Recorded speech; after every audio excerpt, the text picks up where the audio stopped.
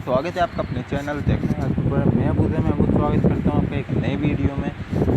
अपने पहले वाले चैप्टर लाइट जो हमने पहले शुरू करा था।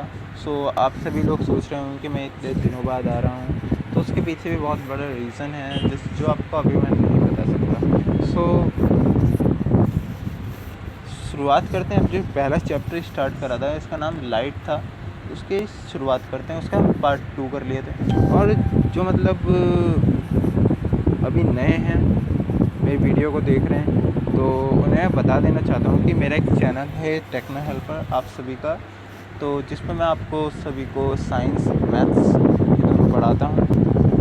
हमने मैथ्स में क्लास 10th के 2 chapter trigonometry and some application of trigonometry कर लिए हैं। और साइंस में हमने केमिस्ट्री का चैप्टर 1 जिसका नाम है एसिड बेस चैप्टर नंबर 2 जिसका नाम एसिड बेस एंड सॉल्ट्स है, वो मैंने करा दिया है आपको। और अब मैं फिजिक्स का चैप्टर 1 लाइट स्टार्ट करा दिया है मैंने आपको।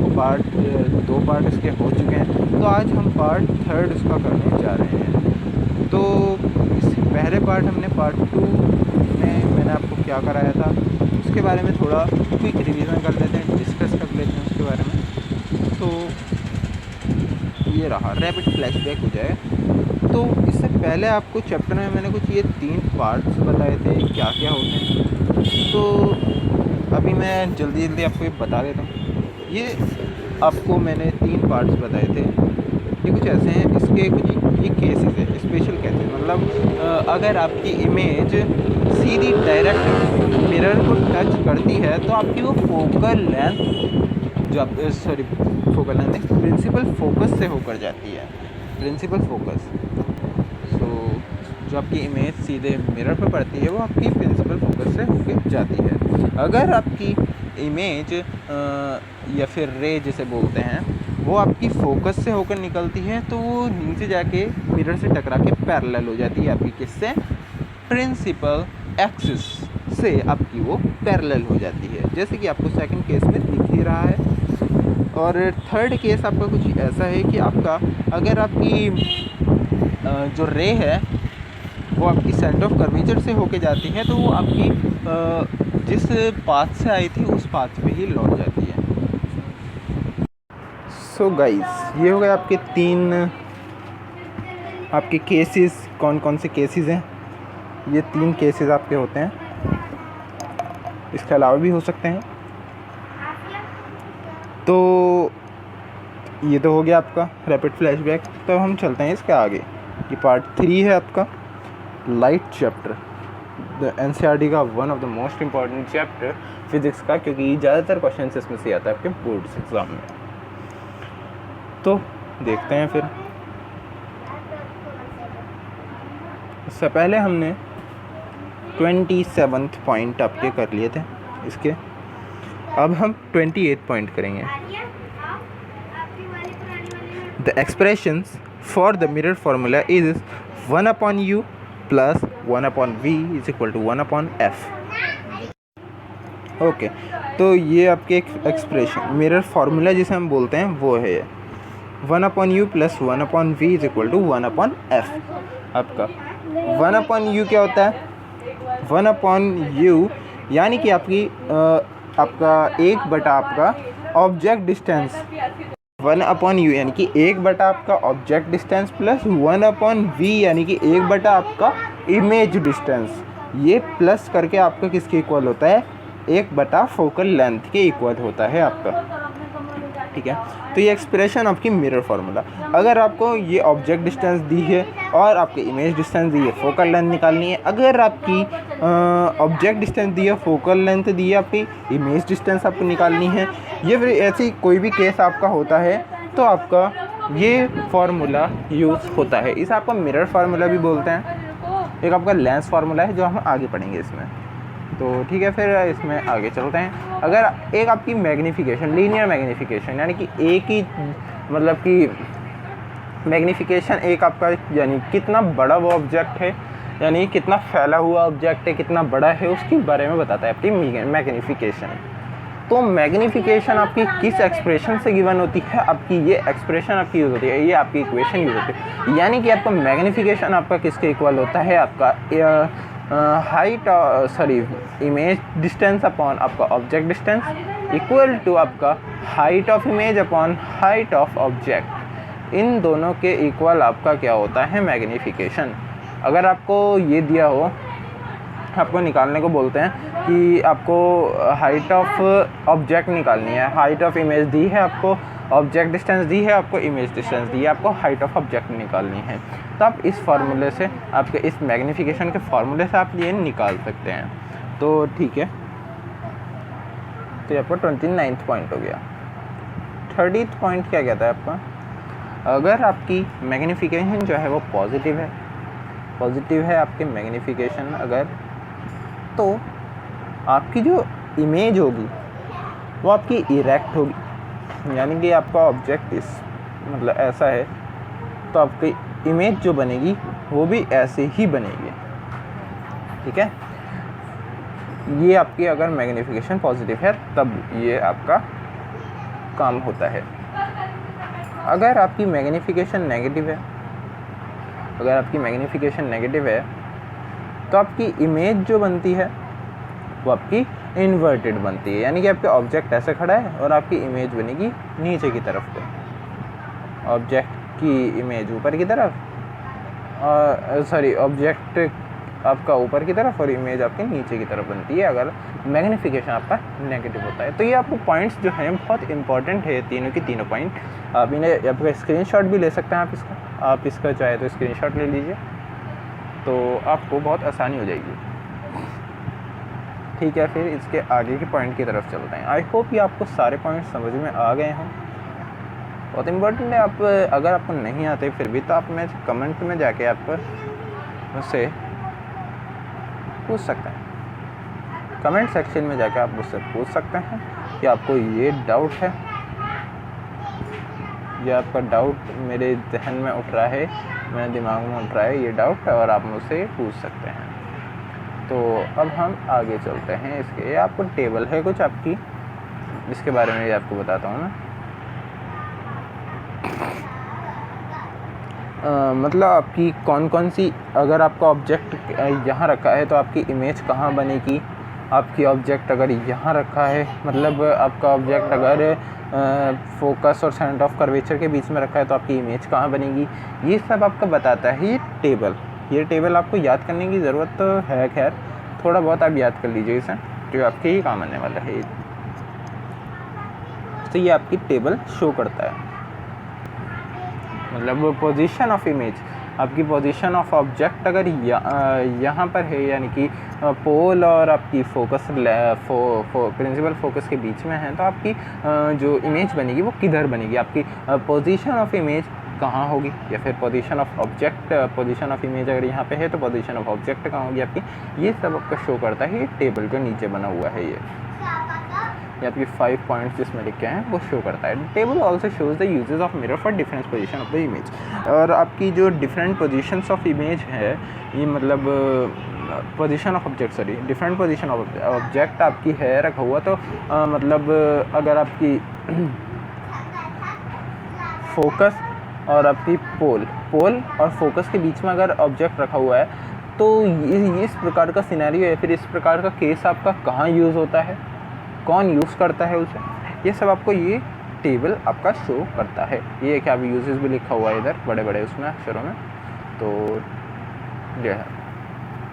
अगर आपकी पोजीशन ऑफ ऑब्जेक्ट पोल और प्रिंसिपल फोकस के बीच में है, यानी कि ये आपका कुछ इस प्रकार का सिनेरियो है, मैं आपको एक मिनट इधर बना के बता देता हूँ।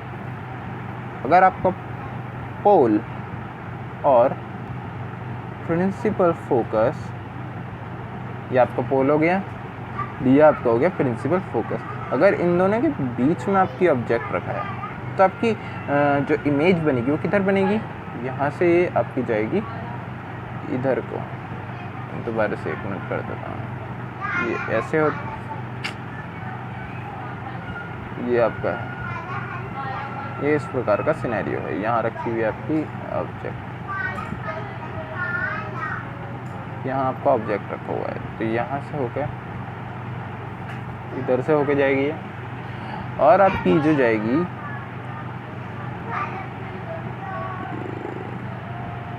अब होके किधर को जाएगी, ये आपकी होके जाएगी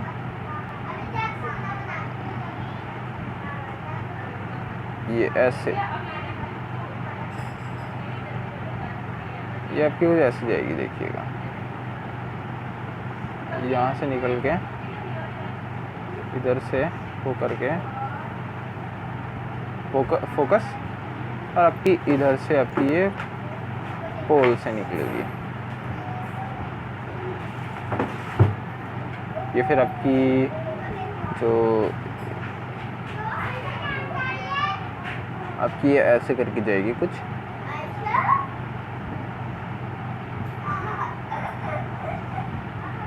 इधर से होकर के ये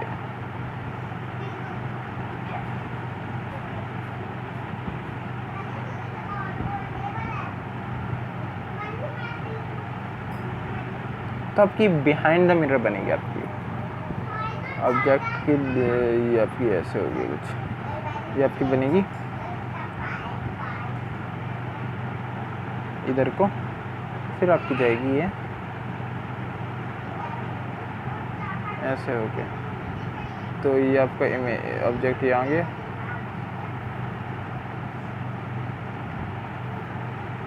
दोबारा बनाता हूँ आपकी ऑब्जेक्ट। सो गाइस, आपका इसमें क्या होगा, जैसे देखिएगा आप कि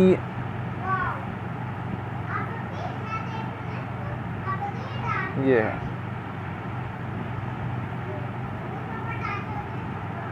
ये आपका मिरर है, ये प्रिंसिपल फोकस है, ये पोल है आपका, और ये centre of curvature. Centre of curvature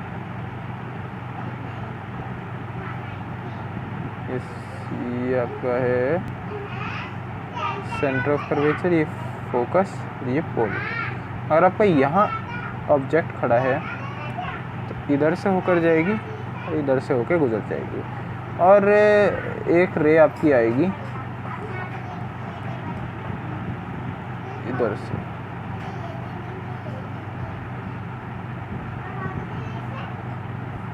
इधर से यहाँ टच होगी सीधे, और इधर से आपको खींच के ले जानी होगी पीछे।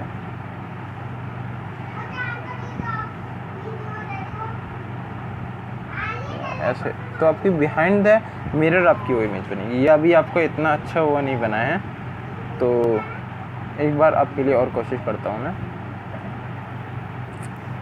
ये आपका कुछ ऐसा सिनेरियो है, ये फोकस है, ये सेंटर ऑफ कर्वेचर, ये पोल। तो यहाँ आपकी ऑब्जेक्ट खड़ा है, इधर से जाके यहाँ, फिर इधर से कुछ ऐसे ऐसे होके ऐसे पीछे, तो ये बिहाइंड द मिरर आपकी इमेज बनेगी, फॉर्म होगी। क्योंकि एक ही बार में दो रेज आपकी फोकस से होके नहीं जा सकती हैं, तो आपकी ये मैं पहले जो मैं आपको डायग्राम बना रहा था, इस वजह से वो गड़बड़ हो रहा था, क्योंकि एक ही टाइम में कोई भी दो रेज प्रिंसिपल फोकस से होकर नहीं जा सकती हैं, तो आपको ये ध्यान पे रखना ज़रूरी है। तो बिहाइंड द मिरर आपकी वो बनेगी। तो आई होप आपको समझ में आ गया होगा कॉन्सेप्ट क्या होता है इसका।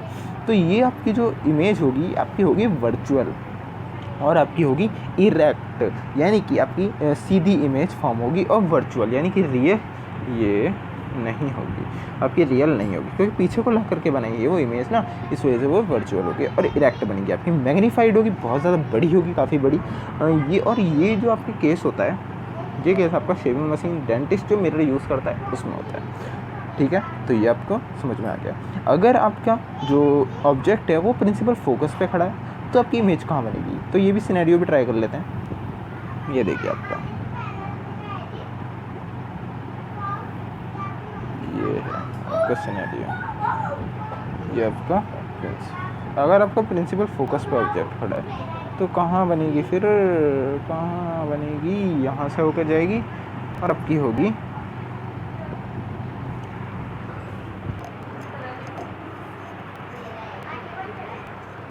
अच्छा मोबाइल डाउन हो गया है, तो इस वजह से मैं चार्जिंग पे लगा रहा हूँ ज़रा, तो इस वजह से थोड़ा लेट हो गया, कोई नहीं।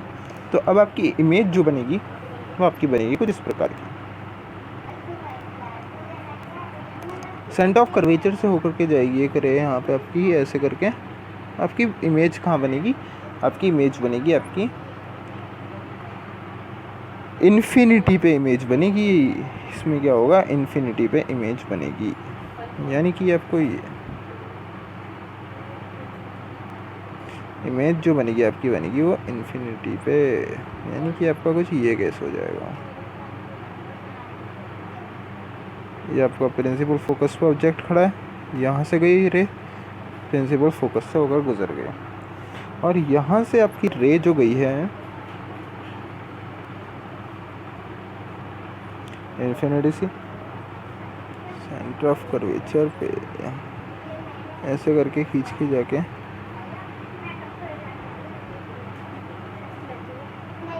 एक बात है, एक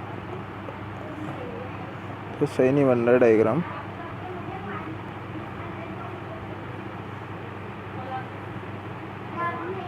यहाँ से गई इमेज और आपकी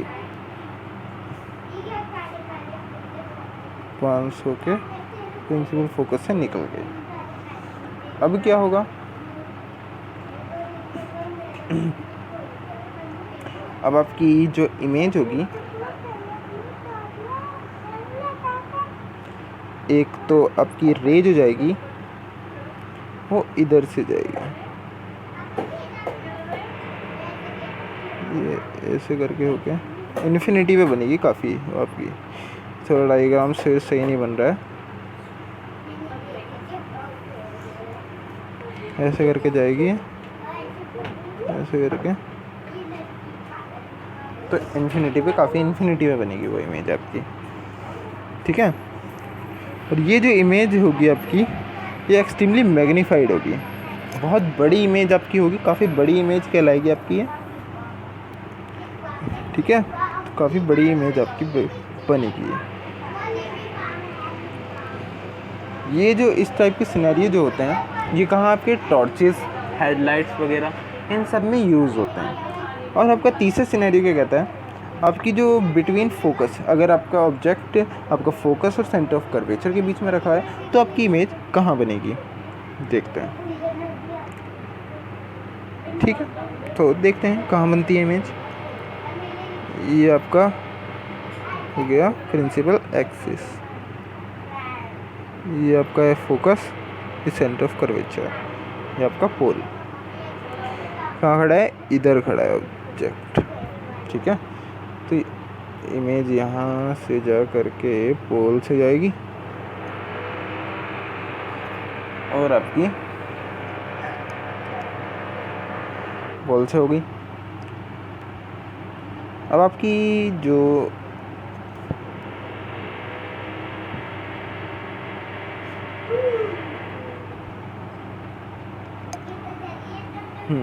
अब इधर से जा कर के एक आपकी जो जाएगी इधर, देखिए ये थोड़ा गड़बड़ी हो रहा है,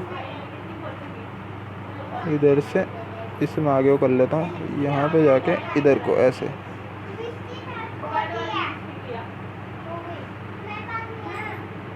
या ऐसे यहाँ पे आपकी इमेज बनेगी।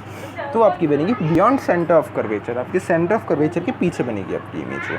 देखिए आपको जहाँ दिख रहा होगा सेंटर ऑफ कर्वेचर के पीछे बनेगी वो इमेज आपकी वो जो इमेज बनेगी वो आपकी सेंटर ऑफ कर्वेचर के पीछे बनेगी। और ये आपकी इमेज जो होगी वो रियल होगी, इन्वर्टेड होगी, आपकी उल्टी बनेगी और बिगर देन ऑब्जेक्ट, मतलब ऑब्जेक्ट से ज़्यादा बड़ी होगी आपकी वो जो इमेज होगी, आपकी रियल होगी और आपकी जो इन्वर्टेड होगी और आपकी ऑब्जेक्ट से ज़्यादा बड़ी होगी वो, ठीक है। और ये जो आपकी जो इस टाइप का सिनेरियो जो है आपको, या फिर इस टाइप का केस जो है आपका, वो आपका फ्लड से फ्लड वाली जो लाइट्स हैं, फ्लड वाली जो फ्लड रिलीफ के लिए जो बोट्स वगैरह होती हैं उनकी जो लाइट्स होती हैं वो उनमें यूज़ किया जाता है, ठीक है। अगर आपका ऑब्जेक्ट सेंटर ऑफ कर्वेचर पे खड़ा है तो आपकी जो इमेज बनेगी वो किधर बनेगी आपकी, वो ये भी देख लेते हैं। अगर आपका ऑब्जेक्ट सेंटर ऑफ कर्वेचर पे खड़ा है तो इमेज आपकी किधर बनेगी। ये ऑब्जेक्ट ये प्रिंसिपल फोकस, ये सेंटर ऑफ कर्वेचर, ये ऑब्जेक्ट आपका खड़ा है यहाँ पर।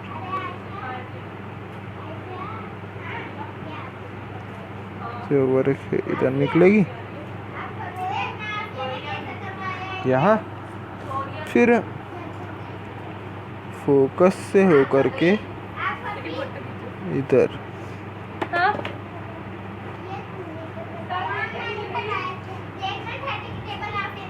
ये ऐसी जाके होगी, जो कि सीधे आपकी सेंटर ऑफ कर्वेचर पे बनेगी आपकी जो इमेज होगी। तो जब आपका ऑब्जेक्ट जो है वो सेंटर ऑफ कर्वेचर पे होता है तो आपकी इमेज जो बनती है वो भी आपकी सेंटर ऑफ कर्वेचर पे ही बनती है। और ये इमेज आपकी रियल होती है, इन्वर्टेड होती है, और आपकी जो साइज़ ऑफ ऑब्जेक्ट है उसके इक्वल ही होती है आपकी इमेज का साइज़ भी। ठीक है, ये आपकी जो इस टाइप का सिनेरियो जो होता है वो कहाँ यूज़ होता है? आपका ये reflecting mirrors for projector lamps, जो आपका प्रोजेक्टर जो होता है जिसमें मतलब आपकी मूवी वगैरह चलाई जाती थी, पहले तो मूवी चलाई जाती थी, अब आपकी थीम्स वगैरह जो मतलब बिजनेस ऑफिस में आपकी जो प्रेजेंटेशन जो रिप्रेजेंट करनी होती है वो उस टाइप के प्रोजेक्टर्स जो होते हैं उनमें इस टाइप के केस का यूज़ होता है। एज ए रिफ्लेक्टिंग मिरर आपका ये यूज़ होता है। ठीक है, ओके। अगर आपकी जो ऑब्जेक्ट है वो आपकी beyond the centre of curvature है तो आपकी इमेज कहाँ बनती है ये भी देख लेते हैं। ओके, तो ये भी देख लेते हैं कहाँ बनती है आपकी ऑब्जेक्ट। अगर आपकी beyond of curvature beyond centre of curvature है आपका ऑब्जेक्ट, मेरी टंग ट्विस्ट हो रही है उस पर मत जाना आप। तो ये आपका प्रिंसिपल फोकस, ये सेंटर ऑफ कर्वेचर, ये थोड़ा आगे बढ़ा लेते हैं इसे। तो आपका यहाँ ऑब्जेक्ट वो खड़ा है, कहाँ बनती है फिर ऑब्जेक्ट की इमेज जो है वो कहाँ बनती है? ये हो गया। अब आपका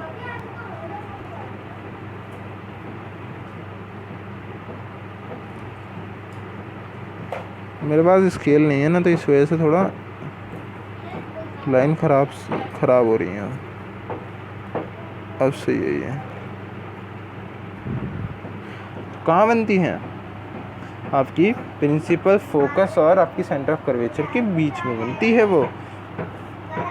जो आपकी जो इमेज बनती है वो सेंटर ऑफ कर्वेचर और फोकस के बीच में बनती है। जैसे आप देख सकते हैं between the principal focus and centre of curvature ये बनती है। आपकी जो ये होती है ये आपकी रियल होती है, इन्वर्टेड होती है, डिम डैश मतलब बहुत छोटी होती है, काफ़ी बहुत छोटी होती है। तो इमेज आपकी बहुत छोटी होती है काफ़ी, और रियल होती है आपकी, ये रियल होती है और आपकी इन्वर्टेड होती है और आपकी डिमिनिश्ड होती है, मतलब बहुत साइज़ में बहुत छोटी है, ऑब्जेक्ट से बहुत छोटी होती है साइज़ में।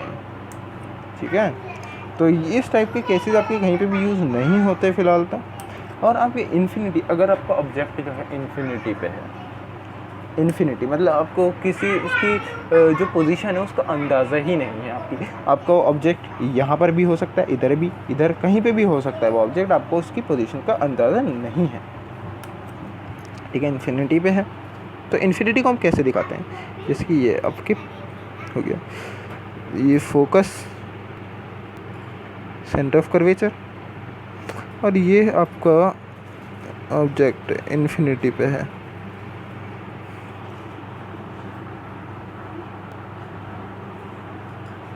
मतलब कि ऑब्जेक्ट जो है वो इन्फिनिटी पे है यहाँ पर।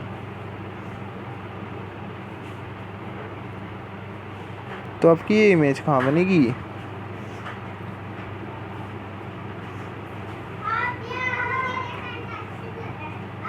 और आपका इन्फिनिटी पे है ऑब्जेक्ट, तो आपकी कहाँ बनेगी?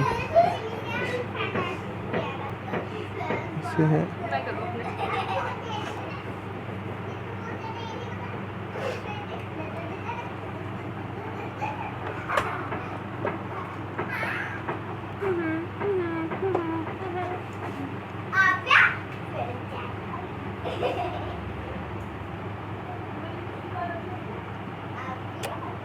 अभी बन नहीं पा रहा क्योंकि स्केल नहीं है ना मेरे पास, इस वजह से बन भी नहीं पा रहा।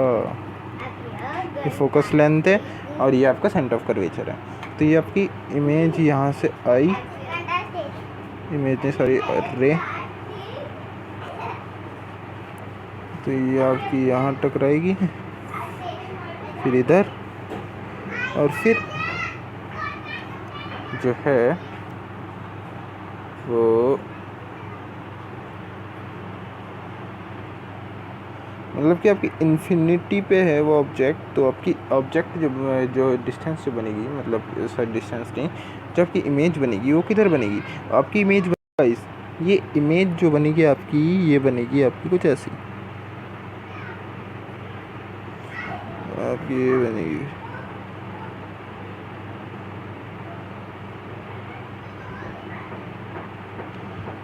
तो ये बनेगी आपकी पोल पे बनेगी, सॉरी प्रिंसिपल फोकस पे बनेगी आपकी। एक मिनट दोबारा से आपको सिनेरियो बना के दिखा देता हूँ मैं। यह है और ये आपकी, तो आपकी प्रिंसिपल फोकस पे मैंने अभी सही से बन नहीं रहा है क्योंकि मेरे पास स्केल नहीं है। तो आपका अगर स्केल से आप बनाओगे तो आपको आसानी से बन जाएगा ये। तो ये आपका कुछ ये मिरर जो आपकी एप्लीकेशन है ये आपकी हो गई है। तो ये पोल आपका प्रिंसिपल फोकस पे बनेगा आपका ये। तो ये बन रखा है आपका प्रिंसिपल फोकस पे, ठीक है, प्रिंसिपल फोकस पे बनेगा। यह आपकी जो इमेज होगी ये रियल होगी, बिल्कुल रियल होगी, इन्वर्टेड होगी आपकी, इन्वर्टेड होगी। और आपकी एक्सट्रीमली डिमिनिश यानी कि पॉइंट साइज होगी, बिल्कुल पॉइंट साइज होगी आपकी, ये आपकी पॉइंट साइज होगी, बिल्कुल छोटी आपकी इमेज होगी है। ये जो आपकी जो ये केस है आपका, यानी कि ये जो मिरर है वगैरह, ये इस केस को आपको कहाँ यूज़ करा जाता है? To collect heat radiation in solar devices. आपका जो सोलर डिवाइसेस होते हैं, यानी कि आपके सोलर पैनल्स वगैरह होते हैं, वहाँ पे हीट रेडिएशन को कलेक्ट करने के लिए करा जाता है। तो ये तो आपके ऊपर वाले जो थे ये आपके कॉनकेव मिरर के केसेस थे, और नीचे वाले जो है ये आपके कॉन्वेक्स मिरर के केसेस होंगे। बस यही इसमें अंतर है, और तो कोई अंतर नहीं है इसमें, ठीक है। अगर आपका कॉन्वेक्स और कॉनकेव में क्या अंतर होता है ये मैंने आपको बता ही दिया है, ठीक है। कॉनकेव और कॉन्वेक्स में क्या अंतर होता है ये मैंने आपको बता ही दिया है। कॉनकेव में जो होता है वो आपका गुफा टाइप का होता है, यानी कि अंदर को दबा हुआ होता है, और कॉन्वेक्स जो होता है आपको बाहर को निकला हुआ होता है। मैंने आपको पहले सेशन में बता दिया है, जिसने भी नहीं देखा है वो जाके देख सकते हैं। अभी मैं आपको डिस्क्रिप्शन में उसका लिंक प्रोवाइड कर दूंगा, आपको वहाँ जाके आप देख सकते हैं उसे। मैं आपको पूरा पॉइंट टू पॉइंट आपको स्टेप बाय स्टेप समझाया है, वहाँ आप देख सकते हैं, ठीक है। तो अब हम कॉनकेव मिरर के केस में ये सब इमेज फॉर्मेशन पढ़ लेते हैं। तो अगर आपका इमेज जो है, मतलब सॉरी ऑब्जेक्ट जो है आपका,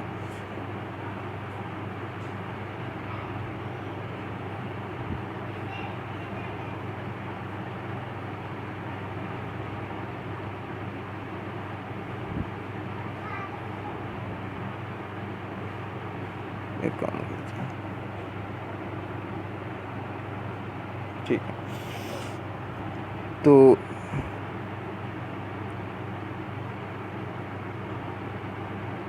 ये आपका मिरर हो गया, सॉरी इस टाइप के केस को नहीं पढ़ेंगे हम इस टाइप के केस को पढ़ेंगे,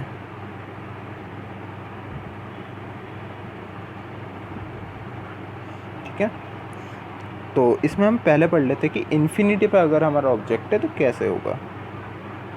ये इन्फिनिटी पे है, यहाँ पे आपको पोल माना जाएगा, इन्फिनिटी है ना, ठीक है, इन्फिनिटी होगा ये, ओके। तो इन्फिनिटी होगा अगर आपका ऑब्जेक्ट जो है वो, आपका ऑब्जेक्ट जो है वो है आपका इन्फिनिटी पे,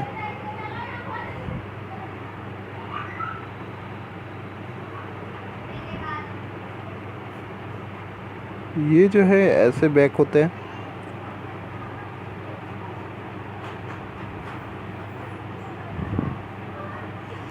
तो इन्हें हम पीछे को खींचेंगे अभी ऐसे करके,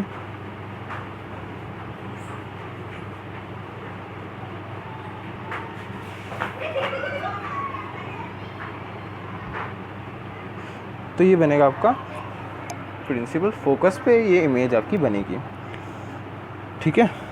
तो प्रिंसिपल फोकस पे आपकी इमेज बनेगी, जैसे कि दिख ही रहा है आपको, प्रिंसिपल फोकस पे आपकी इमेज बनेगी। और ये होगी आपकी वर्चुअल होगी, यानी कि रियल नहीं होगी, ये रियल नहीं होगी, ये आपकी होगी वर्चुअल। और आपकी इरेक्ट बनेगी, यानी कि बिल्कुल सीधी बनेगी आपकी, जैसे कि ऑब्जेक्ट की इमेज है, सॉरी ऑब्जेक्ट के पोजीशन है, वैसे ही आपका इमेज का पोजीशन भी होगा। और आपकी एक्सट्रीमली डिमिनिश्ड मतलब बहुत पॉइंट साइज बनेगी आपकी, पॉइंट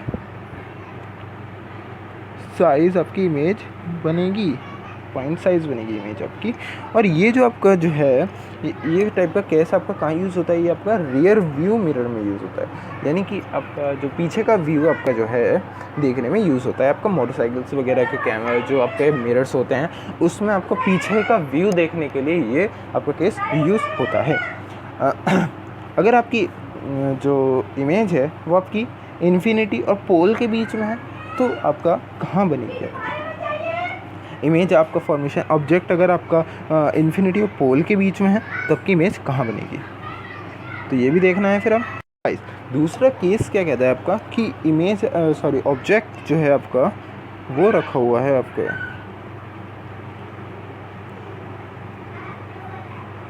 जो आपका ऑब्जेक्ट है, ऑब्जेक्ट जो है वो किधर रखा हुआ है, आपका ऑब्जेक्ट जो रखा हुआ है वो है आपका, ये आपका प्रिंसिपल पोल फोकस हो गया, ये पोल है आपका और ये प्रिंसिपल फोकस है, ठीक है। अभी आपका इसमें पीछे वो भी है, अभी सेंटर ऑफ कर्वेचर यहाँ बना देते हैं, या 1 मिनट दोबारा से करते हैं इसे। सेंटर ऑफ कर्वेचर का भी इसमें मेन रोल होता है, ये बार बार क्यों मिट जा रहा है ये, तो ये हो गया पोल सॉरी फोकस, और ये centre of curvature, centre of curvature, और ये आपका प्रिंसिपल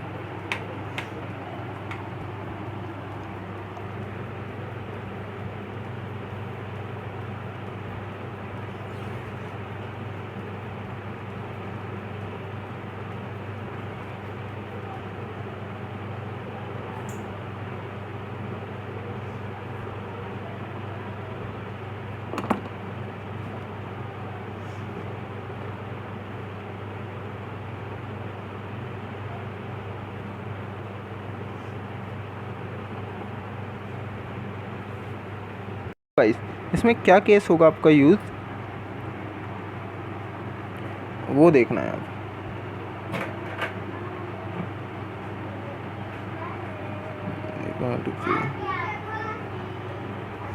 सो गाइस जैसे कि हम देख सकते हैं, देखिए ये आपकी है ये, ठीक है। तो आपकी ये जो बनेगी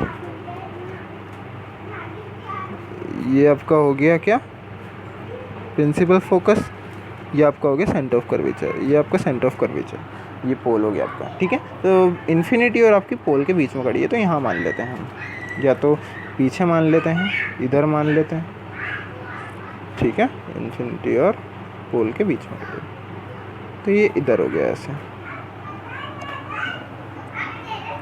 ठीक है। तो एक आपकी होके जाएगी इधर से होकर के जाएगी, तो यहाँ से हम पीछे को जब खींचेंगे इसे,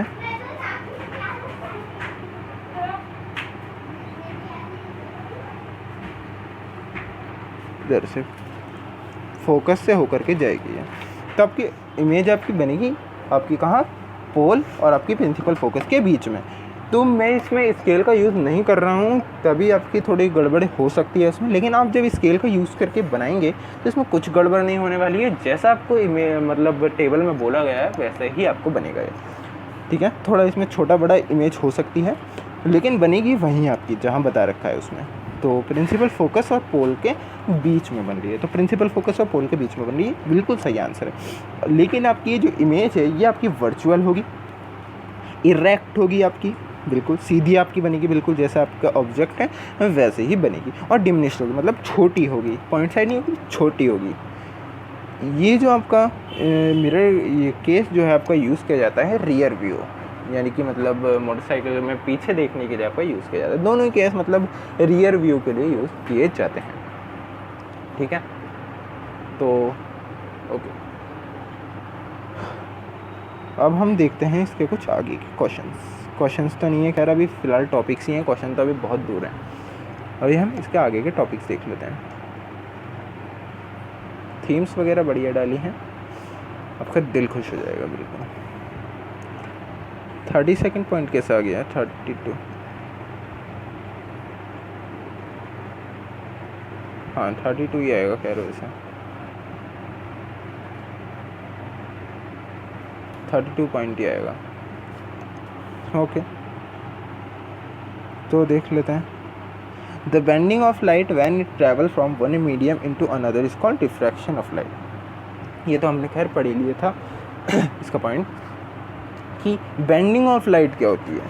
अगर आपकी लाइट है वो एक मीडियम यानी कि रेयर से आपकी डेंसर मीडियम में जाती है, यानी घने से आपकी मतलब घना है आपका रीज़न, और आपकी मतलब थोड़ा मतलब ज़्यादा घने से, मतलब घने से जो कम होता है उसे डेंस बोलते हैं। मतलब जो में हम तो इंग्लिश भाषा यूज़ करते हैं ना, तो रेयर से आपकी डेंस की में अगर जाएगी, यानी कि एक मीडियम से दूसरे मीडियम, यानी कि अब ये भी बोल सकते हैं कि हवा से आपका अगर पानी में जाएगी या ग्लास से आपकी हवा में जाएगी, कुछ भी बोल सकते हैं, यानी कि रेयर से डेंसर या फिर डेंसर से रेयर मीडियम। तो अगर आपकी रेयर से डेंसर मीडियम या फिर डेंसर से रेयर मीडियम में जाती है तो आपकी लाइट जो होती है वो बेंड हो जाती है, यानी कि मुड़ जाती है आपकी लाइट। तो इस फिनोमिनन को हम क्या बोलते हैं? रिफ्रैक्शन ऑफ लाइट बोलते हैं, रिफ्रैक्शन ऑफ लाइट। आपका इसमें कुछ ये दिया है फॉर्मूला। सो गाइस, अब इसमें दूसरा फॉर्मूला क्या कहता है? एन, यानी कि आपका एन क्या होता है? एन आपका होता है रिफ्रैक्टिव इंडेक्स, जिसे हम बोलते हैं रिफ्रैक्टिव इंडेक्स होता है एन आपका, एन से डिनोट करते हैं रिफ्रैक्टिव इंडेक्स को। तो रिफ्रैक्टिव इंडेक्स क्या होता है? आपका speed of light in vacuum upon speed of light in medium, इसका जो रेशियो होता है वो आपका रिफ्रैक्टिव इंडेक्स कहलाता है। यानी कि आपका लाइट की स्पीड वैक्यूम में बटा लाइट की स्पीड आपकी एक मीडियम में। लाइट की स्पीड वैक्यूम में क्या कहलाती है? c से डिनोट करते हैं, और आपकी किसी मीडियम में लाइट की स्पीड है तो उसे हम v से डिनोट करते हैं। तो ये आपका रिफ्रैक्टिव इंडेक्स कहलाता है। यानी कि आपको सीधी सीधी भाषा में बताऊं तो आपकी वैक्यूम में स्पीड की लाइट, सॉरी स्पीड की लाइट नहीं, आपकी वैक्यूम में लाइट की स्पीड बटा मीडियम में लाइट की स्पीड, इन दोनों का जो रेशियो होता है उसे हम क्या बोलते हैं? Refractive index. ठीक है, तो ये 33rd पॉइंट हो गया। अब 34th पॉइंट देखते हैं। As light travels from one medium to another the frequency of light does not change. अगर आपकी लाइट एक मीडियम से दूसरे मीडियम, यानी कि रेयर से डेंसर या डेंसर से रेयर मीडियम में जाती है, तो आपकी उसकी फ्रीक्वेंसी उसकी चेंज नहीं होती है, और उसकी फ्रीक्वेंसी उतनी ही रहती है जितनी पहले थी, चेंज नहीं होती है। ठीक है, sorry. Light refracts because it has different speed in different media. Light refracts मतलब कि लाइट बेंड होती है, क्यों? क्योंकि आपकी डिफरेंट मीडियम्स में उसकी डिफरेंट स्पीड होती है, इस वजह से लाइट बेंड होती है। यानी कि वैक्यूम में अलग स्पीड होगी लाइट की, और आपकी एयर में अलग स्पीड होगी लाइट की, इस वजह से आपकी जो लाइट है वो बेंड होती है। तो ये 35th फिनोमिना था, 35 फिनोमिना, सॉरी नहीं पॉइंट, 35 पॉइंट था। तो ये पॉइंट आपकी बहुत ही इंपॉर्टेंट है, आप चाहे तो इसको स्क्रीनशॉट ले सकते हैं। इसके पहले वाले का भी स्क्रीनशॉट ले लेना पॉज करके वीडियो को, मैंने रोका नहीं था खैर। तो ठीक है, फिर चलते हैं इसमें ही आगे।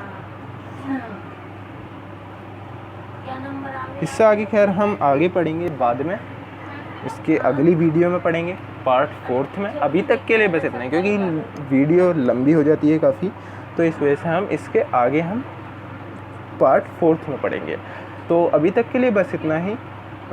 अगर आपको इस चैप्टर से रिलेटेड अभी भी कोई डाउट्स वगैरह हैं तो आप मुझसे पूछ सकते हैं वाया कमेंट्स, और इंस्टाग्राम पे भी पूछ सकते हैं आप मेरे से कमेंट्स, वहाँ पे भी जवाब दे देता हूँ। तो इंस्टाग्राम की आईडी मैं आपको नीचे दिख रही होगी, इंस्टाग्राम की आईडी मेरे, वहाँ आप मुझे फॉलो कर सकते हैं और वहाँ पे मैं आपको जवाब दे देता हूँ। तो या फिर आपको नीचे डिस्क्रिप्शन बॉक्स में भी इंस्टाग्राम की आईडी मिल जाएगी, अब वहाँ जाके मुझे फॉलो कर सकते हैं। तो अभी तक के लिए बस इतना ही, मिलते हैं आपको इसके नेक्स्ट वीडियो में, तब तक के लिए take care. This was Mahmood standing off for today. Thank you, peace and goodbye to all of you. Goodbye and meet you in another video of part 4. Thank you.